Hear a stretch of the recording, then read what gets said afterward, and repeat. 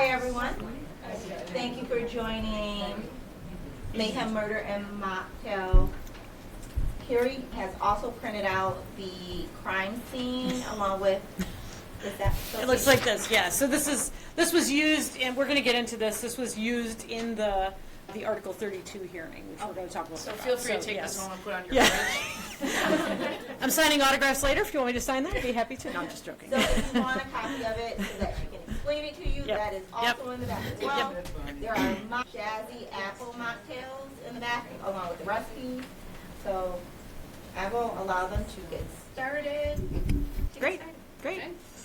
Yeah, okay, thanks for being here tonight. I'm glad to see a nice crowd here. So, how many people here are familiar with the case of Jeffery MacDonald? Who's heard of this one before? Okay, so a few people, yeah. So, it once again is from the 1970s, where I seem to be stuck. This one took place in February of 1970. So this is the story of Jeffery MacDonald, the killing of his family, and the ongoing legal saga that has followed that murder. And also, just a technical thing, Fort Bragg is now known as Fort Liberty, but I'm going to call it Fort Bragg because it was Fort Bragg when this event, in the 70s. Okay, so let's start off by talking a little bit about Jeffery MacDonald. If I can get to the next screen. There we go. Okay, Jeffery MacDonald is a New Yorker. He was born in Queens. He's the second of 3 children. He was very popular in high school. He was student council president, most likely to succeed, most popular. He was the prom king. Yeah, very bright guy, an unlimited potential from him. Got a 3-year scholarship to Princeton, and he went as a pre-med student. And he grew up with his wife, Colette Stevenson. They met in 8th grade, and they'd known each other a long time. So let's talk a little bit about them. Why is this not? There we go. Okay. I don't know how well those pictures can. Okay, good. Yeah. So Jeffery and Colette were married in New York City in September 1963. He was at Princeton when they got married. He was still a student there. And then their first daughter was born while they lived in New Jersey. She was born in 1964. And then Jeffery attended medical school at Northwestern University in Chicago. And that was where their second daughter, Kristen, was born in 1967. He eventually came back to do a 1-year internship at Columbia Presbyterian in New York. So he was really very bright guy, like I said, bright future, good doctor. He was an all-American guy. I mean, that's how he was described in a couple of different things that I read. But in 1969, and I'm not sure why he did this, he decided to join the Army. He wasn't really necessarily somebody who might have been drafted, because that was at the height of the Vietnam War. He joined the Army in 1969. And the family eventually moved to this duplex here that was on Castle Drive and the officers' housing section at Fort Bragg. So this was, can you see my, where's my arrow? So this part of this duplex was their house, right? So this is their front door. This is the living room window. This is Kimberly's bedroom. And then this is the master bedroom here. And this is also the master bedroom here. And then there was a bedroom in the back. But this is going to help when we talk a little bit about the crime scene, where everything was. So he joined the Special Forces. He went to a 6-week physician's course in Texas, and then he came back to Fort Bragg. He did attend paratrooper training, so he earned his jump wings, and then he was commissioned as a captain in the U.S. Army, which is pretty typical for somebody who has a medical degree, or if you were a lawyer going into the Army, you might go in as a slightly higher rank than you would if you just joined the Army as a lieutenant. And while they're living there, so they have the 2 kids, and Colette is pregnant with their first son.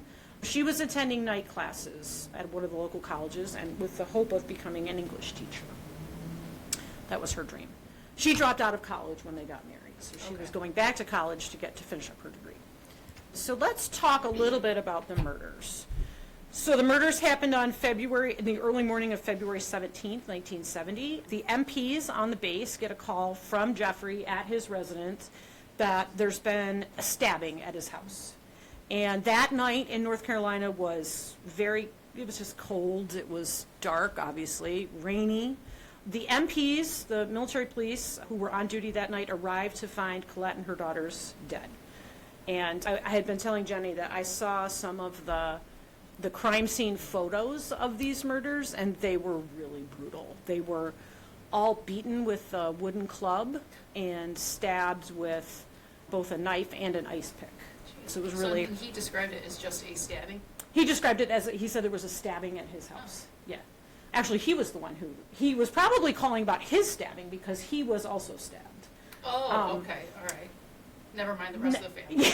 So when the NPs get to the house, he's semi-conscious, and he is lying next to his wife's body.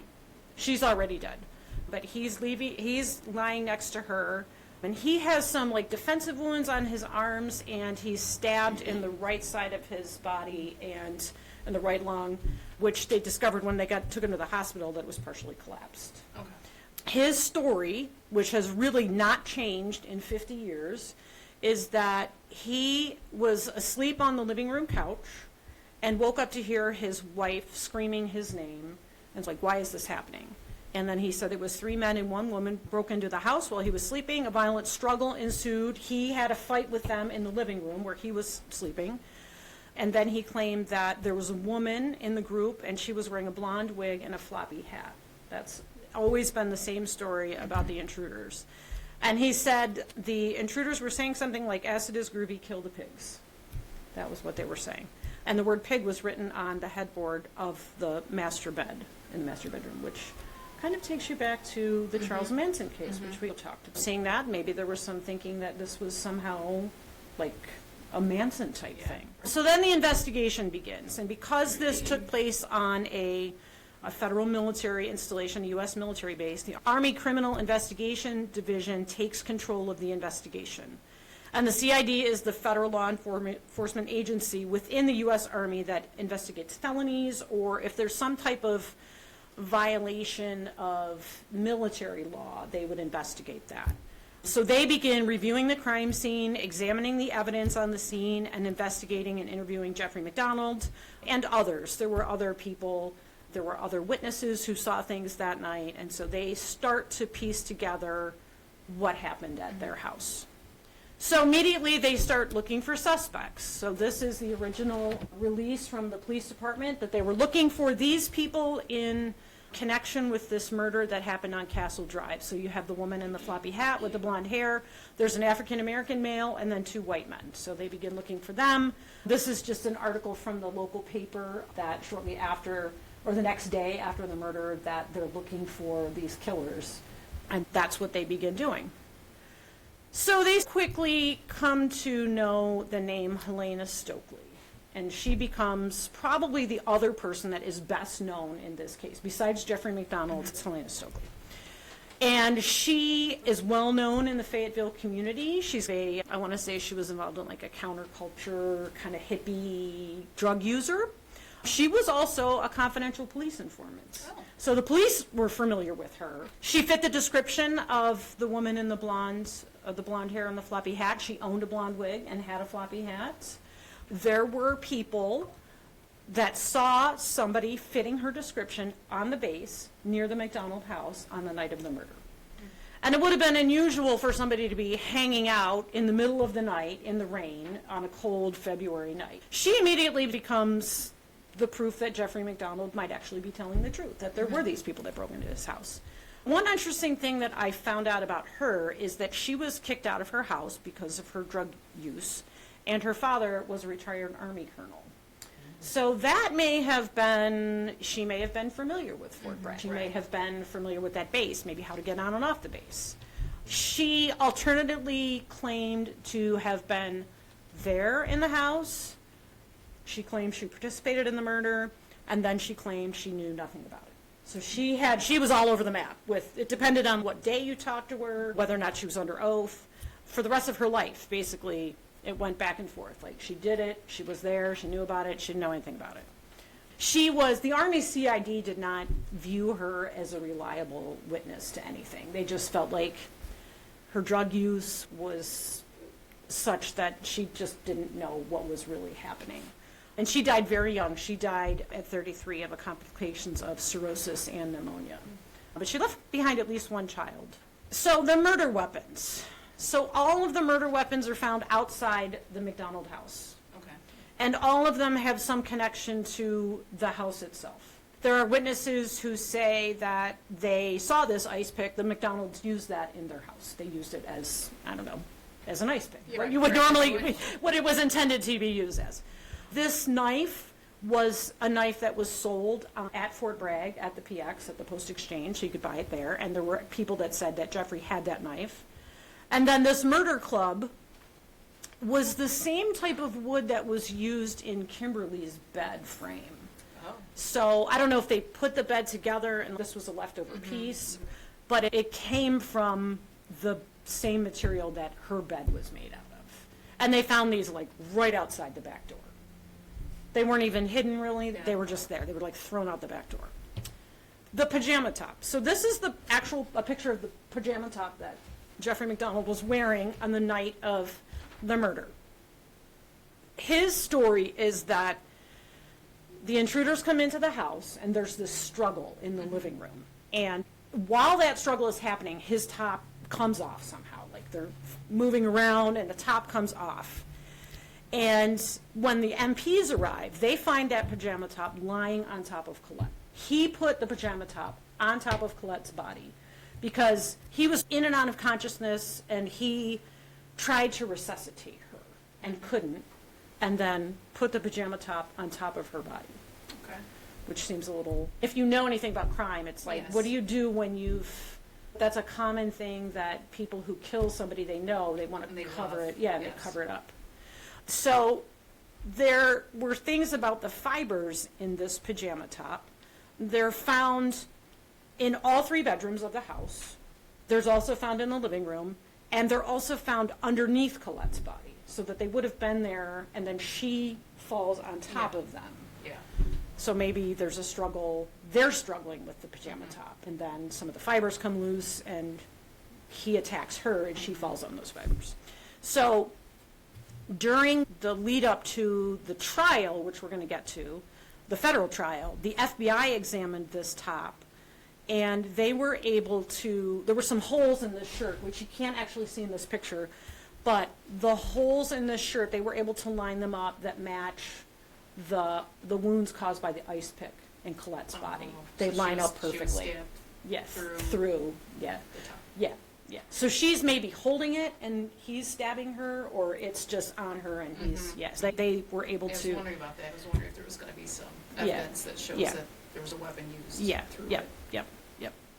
And again, they were all beaten senselessly with that club, all 3 of them were, and then they were stabbed with the knife and the ice pick especially, which is just a horrible. So this is what you have a picture of, right? This is the crime scene. So if you remember from that picture of their duplex, so this is their front door, this is the living room window, whoops, go back. This is the living room window here, right? This is, where's your girl? Oh, there it is. Yeah, so that, right there. Come back. There we go. This is the front door, right? So it's a duplex. So there's Right. another house here. There's another front door right here. This is the MacDonald home. This is the front window in the living room. This is Kimberly's bedroom, and this is the master bedroom, and this is Kristen's bedroom. So Kimberly's the 5-year-old. That's her, a description of what her body, how her body was found. This is Jeffrey and Colette, and then this is Kristen. And what the CID discovered is that all 4 people in the family had a different blood type, which made it a little bit easier to try to piece together what happened, right? So Jeffrey MacDonald says this is the living room where he's fighting with the people that are entering the house. And he hears Colette calling out to him from her room down here. What the CID quickly discovers is that this blood evidence does not match his story. So he has B blood. He says he has this fight here. There's none of his blood is found here in the living room. His blood is actually found here in the kitchen and also in the bathroom, by the bathroom sink. There's a couple drops maybe in this room here, but that's pretty much it. Colette's blood is found in multiple places. And one thing that they think, this is, the CID story is this. There was a fight between Jeffrey and Colette. She's struck, probably in her bedroom, or maybe in here, and the fight goes here. They're fighting in there. Kimberly is the 5-year-old. She comes into this room, and she is struck by the club, either accidentally or on purpose. And then Jeffrey takes her back in here, and Colette, who's already pretty wounded, manages to go into Kristen's room and covers Kristen with her body to protect her from her husband, basically, or the intruders, depending on who you believe. So the fact that they all had a different blood type really made it a little bit easier for them. It is like a map, yeah, and they were able to pretty quickly piece together what they think happened. Did you say that I know you said he called authorities from the kitchen. Did he go back to lay down with her? Yes, so he calls her, here's the phone, and this is the blood type that's found there, right? It's Kimberly and Colette's blood is found here by the phone, and his blood is found over here. And then when they come in, I'm not sure which body is which. I think this is Jeffrey. I think so. He's lying next to her, kind of in a fetal position. And he's out of it, like, hey, check on my kids. Something happened to them. That's what he's telling the MPs when they get there. So as I said, so the CID is coming at this, like, they're not sure they believe his story. So they begin the investigation in April, so a couple months after the incident. They believe he murdered his family and then recreated this whole crime scene to cover the fact that he did this. There was also in the living room, there was a table in here, I think it was here, and underneath this table they find, I think it was an Esquire magazine, and the Esquire magazine had a story about the Manson killings.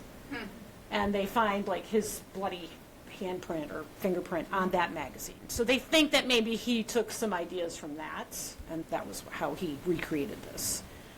So they begin the investigation. The Army formally relieves him of his duties and places him on restriction, which is a pretty big deal if you're in the military. And they formally charge him with the murder of his family on May 1st, 1970. So they pretty quickly come to the conclusion he did it, and they move forward with that. In the military, so this is on a military base, and they're going to follow the UCMJ, the Uniform Code of Military Justice. They start what's called an Article 32 hearing, and that begins in July 1970, goes for a couple months. And this is the first step in the potential prosecution of a service member who may be subject to a court-martial under the UCMJ.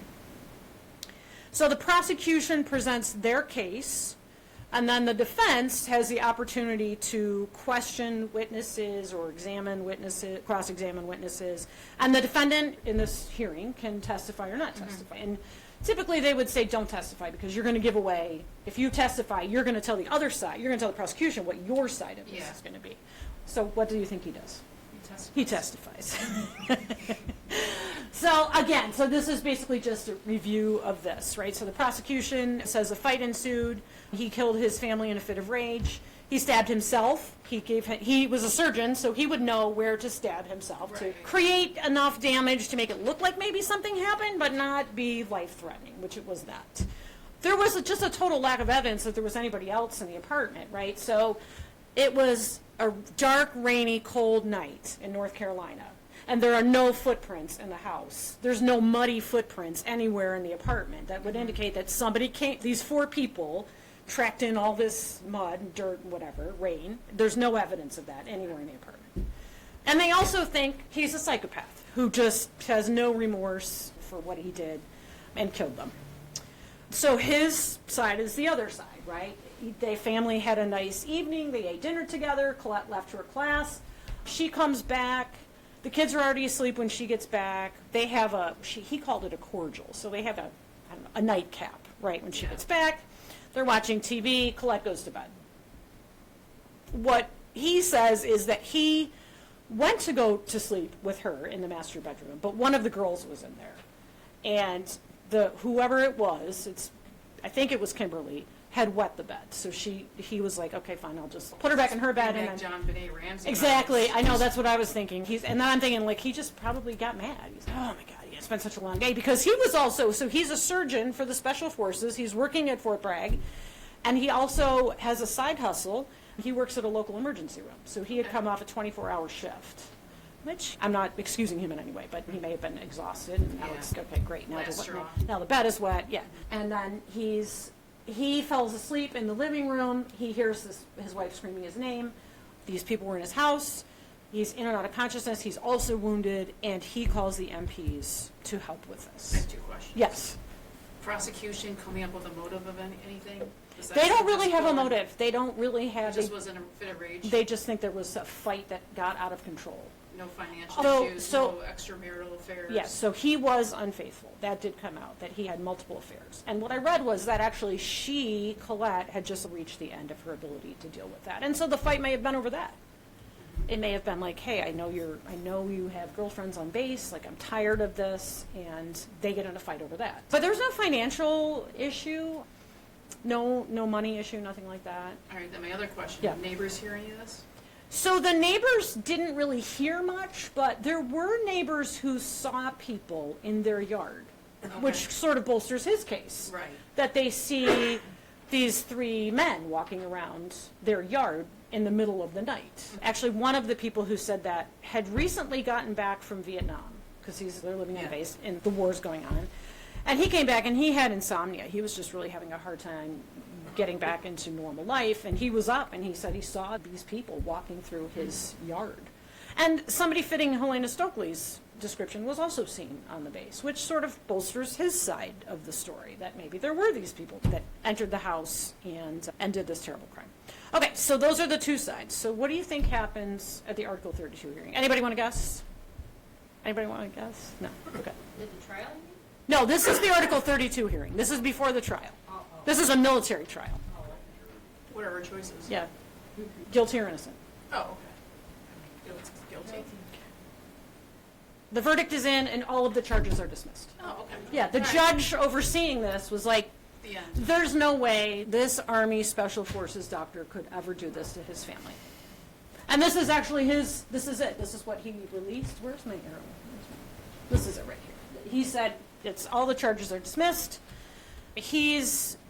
Jeffery MacDonald is released from the Army with an honorable discharge in the late 1970. He sells all the possessions in their house, moves out of the area, and begins a PR campaign against the MPs and against the Army and the Army CID. How come he's not focusing on finding the real killers? Yeah, I know, right? Just saying. Yeah, he wasn't really focused on that. He was focused on some issues that happened at the crime scene. There were some issues involving how the MPs secured the scene. Okay. And this is not funny. I don't know why I'm laughing at this. Jeffrey MacDonald's wallet was stolen the night of the murders when the... Is that what he was most outraged about? I don't know. So one of the ambulance drivers actually stole his wallet from his apartment. And so the securing of the scene was maybe not what it is today. There were a lot of people moving in and out of that apartment. Sounds like the 90s. Yeah, and Nothing's changed. I just don't think they didn't have the familiarity with these kind of difficult crime scenes. Yeah. And so he goes on a TV show. Anybody remember the Dick Cavett show? Anybody? Yeah, so he goes on the Dick Cavett show and is very open about his disdain for the Army CID and doesn't really talk a lot about his wife and kids. That doesn't really come up much. So the Army CID is listening to all of that. Of course. Yeah, and they don't like it very much. So they really never stop investigating him. And they consider him the prime suspect in this murder. But he eventually moves to Long Beach, California, and he begins a career as an emergency room doctor. This is Colette's mother, and this is her stepfather. Her mother's name is Mildred. This is her stepfather, Freddie Kassab, who is really like a father figure. Really, she considers him her father, and vice versa. He loves Colette very much. And Freddie, her father, was probably Jeffery MacDonald's biggest supporter during the time of like the Article 32 hearings. There's no way he could have done this. He has my full support. He actually at the time said that if he had another daughter, he would want the same son-in-law. He would want her to marry him. He was just totally on his side. So he's pressuring Jeffrey at the end of the Army investigations to give him a copy of the interviews and stuff from this investigation, our Article 32 hearing. So eventually Freddie Kassab gets that and reads it, and this guy is lying. He is completely making this up. And I remember from the TV movie, we're going to talk a little bit about the TV movie too. Were you watching it tonight? I wasn't. I watched it a while ago. It's great. It's on YouTube. I highly recommend it. And when was this? 1984. Okay. Yeah, it's great. But there's a scene in there where Freddie Kassab is reading this, and in the Article 32, or the investigation, Jeffery MacDonald says something like, "Oh, I was in the kitchen washing the dishes and cleaning up." And I've known this guy since he was 12. He's never once, not one time, has he ever cleaned the kitchen, anything in the kitchen, never done the dishes, nothing like that. He's lying. And then he makes it his personal goal to see Jeffery MacDonald charged with these murders. He gets a grand jury. So he persuades the federal court in Raleigh to convene a grand jury in August 1974. Jeffery MacDonald testifies before the grand jury, and then the grand jury returns an indictment on 3 counts of murder. So this prompts his first trip to the U.S. Supreme Court. So his attorneys argue there's a double jeopardy violation because he's already been charged with this under the Article 32 hearing under the Uniform Code of Military Justice, so he can't be tried again for this murder. And the court tosses that. They're saying, no, this isn't a double jeopardy. And then his other argument that his attorneys raise is that this grand jury and this indictment is a violation of his Sixth Amendment protection, which guarantees every American the right to a speedy trial. And they're like, it's been 4 years since the murders, now it's almost 5 years, it's too long. So he takes that to the Fourth Circuit Court of Appeals, and they dismiss the indictment. So he's no longer under indictment. They're all dismissed. So then the U.S. government takes that case to the Supreme Court, and they're like, this is not a Sixth Amendment violation. And because their argument was, it can't be because he's under indictment, but the trial hasn't happened yet. So they, in a 9-0 decision, they overturn the Fourth Circuit Court of Appeals. Jeffery MacDonald is re-indicted on these charges, and then the trial begins. Okay, so the United States versus Jeffery MacDonald begins in 1979. So that's 9 years after the murders. Both sides present their case, which is basically the same case that was presented in the Article 32 hearings. He testifies. He's not the greatest witness because he's very sarcastic and doesn't come across... Genuine? Yeah, doesn't come across as the greatest guy in the world. It's all American. Yeah. He just doesn't... He testifies in the grand jury, and then they indict him because they don't believe what he's saying. They don't like... Then he testifies, and this is not a very long case. He's found guilty of second-degree murder in the death of his wife Colette and his daughter Kimberly, and then first-degree murder in the death of his youngest daughter. And the theory or the argument the jury made was that the death of Kristen was premeditated. He went into that bedroom to murder her because she was the last witness. It was a second-degree murder on the other two because it wasn't necessarily premeditated. There was a fight that led to the death of Colette, and something happened to Kimberly. It was an accident, but he specifically went into Kristen's room to murder her, to just kill her. So the unborn baby is Not considered, no, that's not part of it. So he's denied bail, he goes right to prison, and he's sentenced to 3 life sentences. But then, anybody want to guess what happens next? No. They go back to the Supreme Court for the second time, and it's really unusual. The Supreme Court takes so few cases. The fact that this guy has already had 2. Jeffery MacDonald. Yeah, it's like Jeffery MacDonald with the same argument. Yeah. It's like now there is a Sixth Amendment violation because now it's been 9 years since the murders, and it's just taken too long, and he should be released from jail. And the Fourth Circuit Court of Appeals rules in his favor, and he's released from prison. And the federal government is like, not so fast. We're going back to the Supreme Court. And the Supreme Court once again overturns the Fourth Circuit, and Jeffery MacDonald goes back to prison. And that's where he's been since then. Okay. Although he has had multiple other cases go, at least one other case has gone to the Supreme Court, and it's basically related to some exculpatory evidence which wasn't included in his first trial, and they should get another trial because there's some evidence, like there was a witness who said something about evidence that was found in the closet of the crime scene, and like those kind of things. The ongoing legal issues are not, he doesn't have anything before the Supreme Court right now. He was denied a new trial in 2014. His request to test evidence for DNA was denied. I do think that one may still be ongoing, and that's a pretty common, if you had a trial that happened in 1970, you would want them to test for DNA evidence. They didn't do that in 1970. There wasn't, nobody knew what that was. He did request compassionate release in 2021, which was denied, and he has been eligible for parole since the early 90s, and he has not taken it, although he did apply for it in 2005. But in order to be released on parole, he would have to admit his guilt, and he said he's never going to do that. So he'll never take parole because he would have to admit killing his family, and he didn't do it, so he's not going to admit to that. He's currently a prisoner at the Cumberland, Maryland Federal Correctional Institution. and he's been in prison for about 45 years. He got married in 2002. I was wondering. Yes, you asked about that. Yep. His wife, I believe, was on his legal team, and that's how they got to know each other, which that happens. So I think there is the other pieces of evidence that are out there to be tested, but Colette had some like blonde hairs in her hand, which they thought maybe was from the blonde wig, and it turned out to be her own hair. And so there has not been any evidence of any other, like fingerprints, footprints, nothing like that. No hair, no fibers, anything like that. So maybe some of you, if you remember this, remember the book Fatal Vision. Did anybody read that, or has anybody heard of it yet?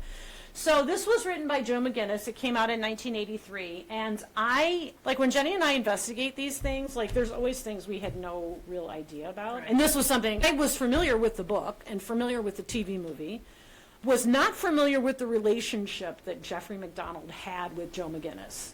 It was really close. It was platonic, but it was very close. Yeah. And they actually lived together in a fraternity house while the court case was ongoing in North Carolina. And they were very close friends. And so Joe McGinnis was hired to write this book, which Jeffery MacDonald thought would be very much on his side. And that would be like, he's innocent, he's this great guy, he couldn't possibly have done it, he's the all-American boy, there's no way he did it.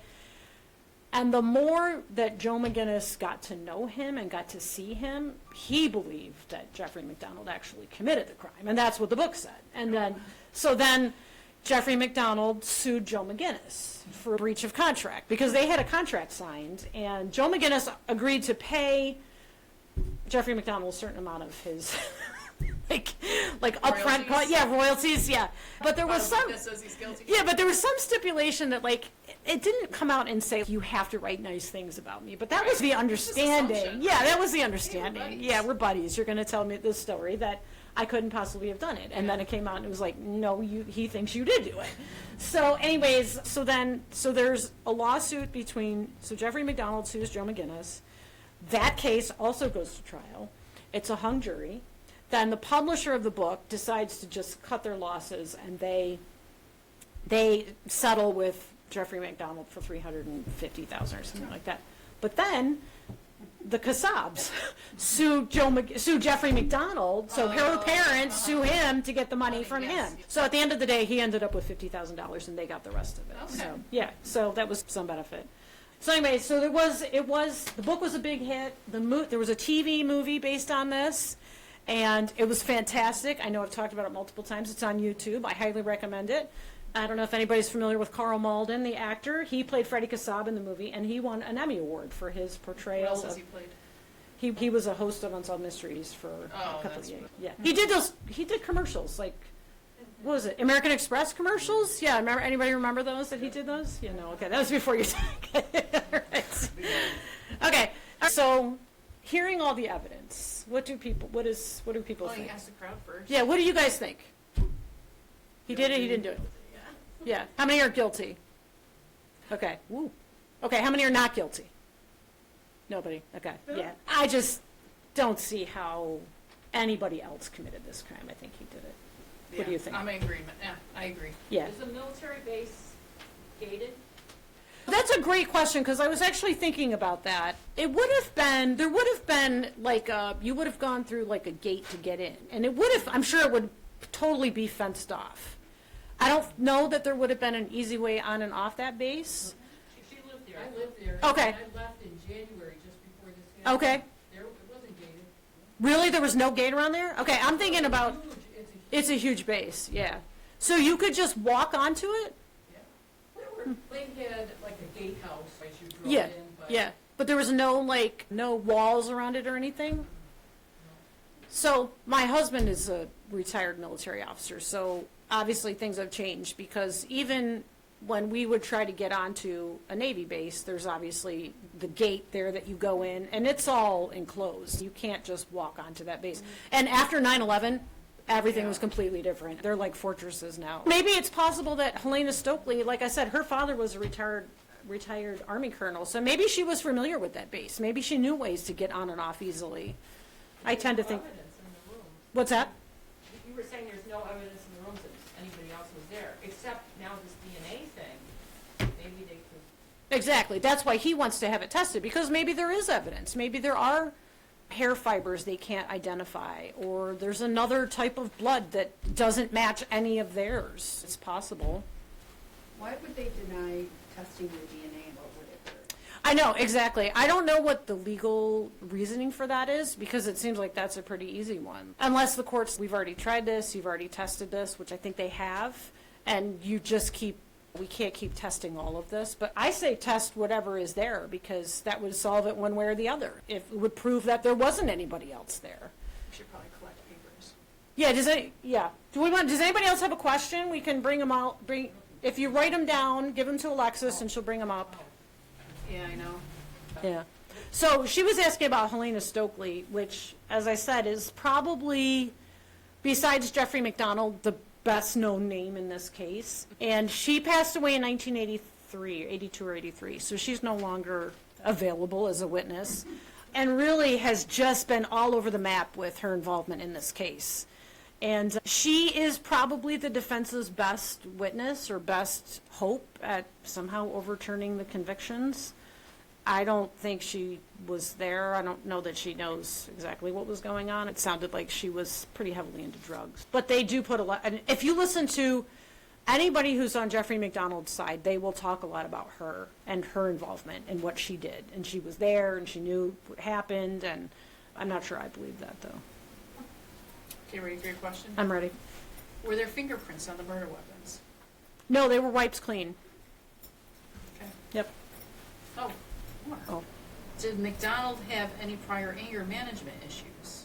No, but he was part of the special forces, and they had weight requirements. And at the time of the murders, he was taking some sort of diet medication, which they thought may have, I don't know, somehow affected his anger, or that may have set him off into a rage. I think it was some sort of methamphetamine, which was like maybe a thing in the 60s. Yeah. Yes. So he was actively taking that medication. I think that came out in the Fatal Vision book.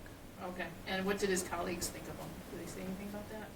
I think it was generally well liked. Yeah, I think people liked him. I think people were probably shocked when his family was murdered. I think a lot of people were like, how did he end up, his family was brutally murdered. How did he end up with just these superficial wounds and a stab wound that really wasn't that serious? Yeah. Like I And they said, fought with the ears. yeah, you have this like hand-to-hand combat in your living room where there's really no evidence that actually took place, and you don't have many wounds, but your daughters and your wife are just absolutely brutally murdered in their bedrooms. I think a lot of people found that really suspicious. Yeah. Usually they go after the man first, just Right. to mobilize him. Yeah, exactly. Exactly.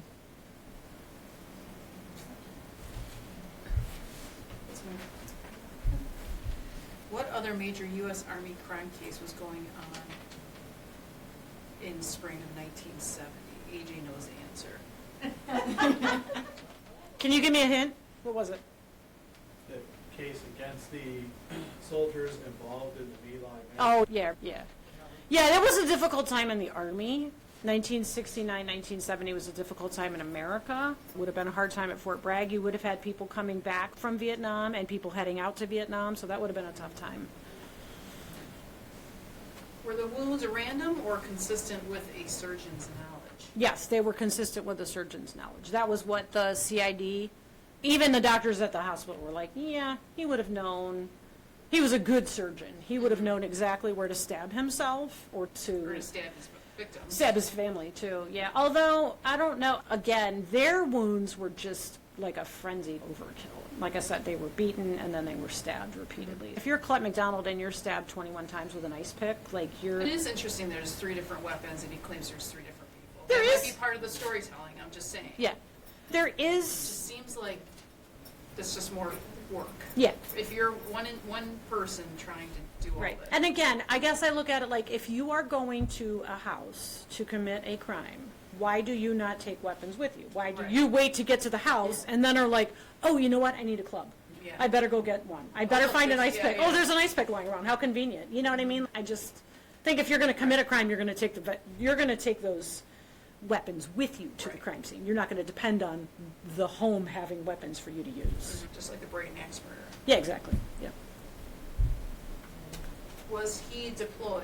Did he see combat? He did not deploy, no. And he was actually in a position where he probably would not have deployed. The surgeons would have stayed at Fort Bragg and maybe helped people returning from the war. There wasn't really an expectation that he was going to deploy. And then in the end, he really only served about, it was less than 2 years, because he got in 1969 and he was out by the end of 1970, so maybe 18 months. But even if he had stayed in, I don't know what his commitment would have been, like maybe 6 years, I'm not sure. He probably would not have deployed in that time. So he was at Fort Bragg. Did he, when he had that moment where he was found innocent, the article 32. 32, was he living with anybody? Did he? I don't think so. He had a No, girlfriend or no, I anything? don't think so. I do think he had relationships. Yeah, I'll just put that gently. Was he having relations? He was having, yeah, he was a little bit of a ladies' man on base. Even before and after the murder. And he was definitely a ladies' man when he got out to California. That was part of the story, too. Oh, really? He had a lot of girlfriends out there. Yep. Okay. He was a bachelor. He was living the life out in Long Beach, California. Not worried about- Had a condo right on the beach. Not worried about the murder? He was an emergency. Yeah, he'd put everything behind him, basically. So what was Colette's state of mind during her class the night of the murder? Have you heard anything about that? Did I hear anything about that? If you believe his side of the story, it was a normal day. Sounds like a very romantic evening. Yeah, and he had also, so for Christmas that year, he had gotten his daughters a pony. And he took the girls that afternoon to go see the pony. And then they had dinner together, and then she went to class, and he took care of the girls and watched TV with Kimberly. Her favorite show was Laugh-In, so they watched that together and then put her to bed. And Colette comes home from class, and So something obviously happened. something happened when she came home, because she did go to class. She This was doesn't in sound class. premeditated because he could have taken care of the girls while she was at Right, class. exactly. So something happened after she gets home.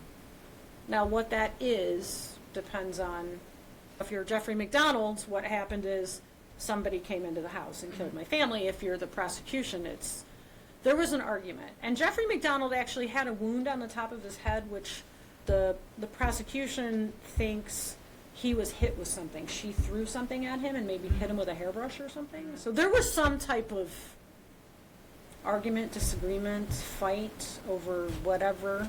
Yeah. Could have been his infidelity, it could have been long hours at work, it could have been So how does the movie portray it? that he wasn't telling the truth. And They so, don't do like a reenactment or anything? yeah, they do a reenactment. So what is Yeah, the their- reenactment is his side of the story. That the Oh. people are in the house. Oh, that's what it is. Yeah, that's what it Okay. is. Yeah, It's not- yeah, yeah. So the first part of the movie is basically that. It's Because I thought it was based on this book, but then this guy thought he was guilty. right. Yes. So the movie is a 2-night. It was over 2 nights. So, Oh. yeah, I know. Anybody remember when TV channels used to do TV movies of the week, and this was a 2-night special? The first night was like the story of the murder, and then the second night was the trial, Okay. the federal trial. But they only show his point of view, or his side. They don't show. In the first part, but in the second part, like in the second part of the movie, in the trial, they really portray it as they portray him killing his family. What And they it was think just a happened. fit arranged. Oh yeah, it's Was just it the absolute. bedwetting thing that's Maybe I don't remember. I think that was in the movie, but I don't remember if they said what set him off. Okay. But I just remember seeing scenes of him walking from room to room, and yeah. But the movie is really good. Like really, if you're Like 1984 good? yeah, like 1984 good. Yeah. What was her class about? I think she was English. Yeah, she was hoping to be an English teacher, so it was something related to that. Was she seeing a classmate? I don't think so. She was also, so she had 2 young children. She had a 5-year-old and a 2-year-old, and she was 4.5 months pregnant. So, I don't think she was. Do you think she was getting an education to leave him? Possibly. Wait, I don't know if I mentioned this, but one of her friends, after this all took place, said that she was tired of the infidelity and she was ready to leave him. So maybe this was her goal, that she was going to finish her bachelor's degree, and then she was going to move on from him. And he came home. Did you say he came home from the long shift at the hospital? He had worked, yeah, he had the side hustle. They didn't Yeah. call it that back then, but he Yeah. would I think they called it moonlighting. He Moonlighting, would, yeah. So he Your other moonlighted. favorite show. Yeah, another great show from the 80s. He moonlighted at one of the local emergency rooms, so he was a doctor there. So he was for sure there. He was also there, yeah. Like that Mhm. was confirmed. Yep. Like he wasn't Yep. Yeah. hanging around Nope. with someone else. Nope.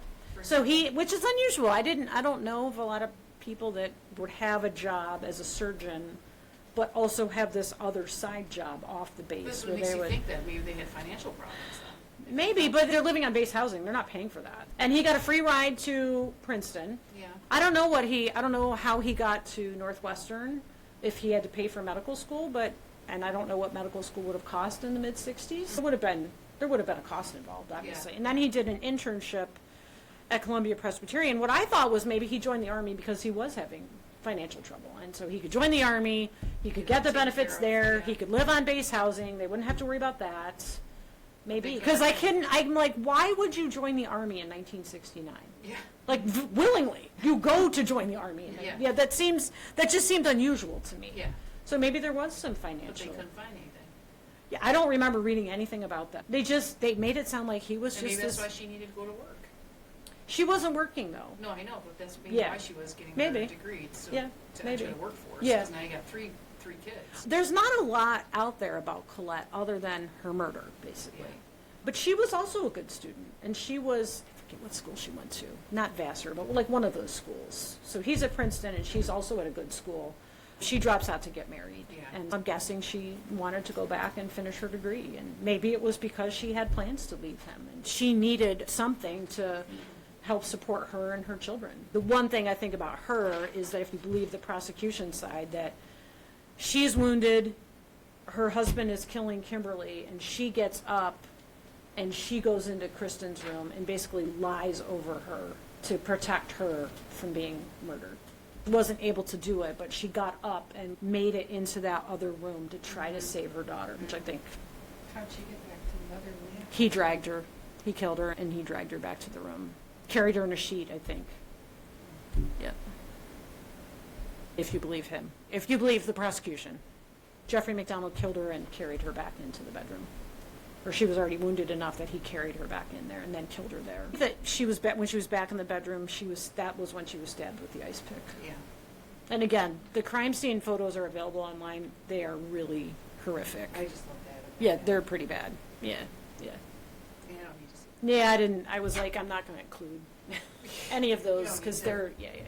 So anyways, these are some of the sources that I use. There's this is the podcast that I've been listening to, and this is the story of Jeffery MacDonald and Joe McGinnis and their relationship and the publishing of that book, which is really interesting. This is the cover of the TV movie, so that's Gary Cole, and that's Carl Malden, and that's Eva Marie Saint. Yeah, Gary Cole from, Gary Cole. Yeah, good old Gary Cole. Yeah, he played Jeffery MacDonald. That's Eva Marie Saint and Carl Malden, so they were pretty big names in the 80s. And then Unsolved Mysteries, one of my favorite TV shows, actually did a special spin-off in the 90s called Final Appeal, and Jeffery MacDonald was the first case. And basically, he told his story, which has really not changed in 50 years. Same story over and over again. So that is his story, and he is sticking to it, that somebody else murdered his family. So that's the story of Jeffery MacDonald. Any other questions or thoughts? No? Okay, great. Yeah. Thanks for being here.